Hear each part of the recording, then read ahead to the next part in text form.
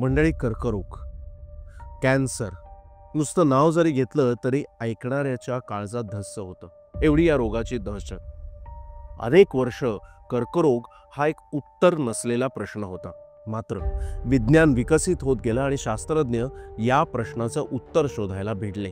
लवकर निदान झालं तर कर्करोग बरा होऊ लागला. या विषयामध्ये महत्त्वाचं काम करणाऱ्या संशोधकांमध्ये विल्यम रोटेंजन, मेरी आणि पियर क्युरी यांच्यासोबतच डॉक्टर कमल रणदिवे यांचं नाव देखील घ्यावं लागेल.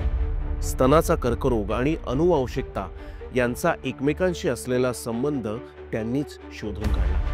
सन 1917 मध्ये पुण्यात जन्मलेल्या कमलनं MSc पूर्ण केलं.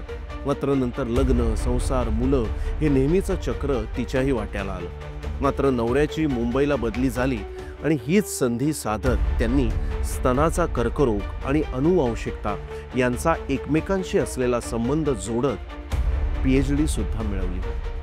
त्यांच्या अथक प्रयत्नांमुळेच इंडियन कॅन्सर रिसर्च सेंटरमध्ये देशातील पहिली टिश्यू कल्चर म्हणजे उती संवर्धनाची प्रयोगशाळा देखील सुरू झाली.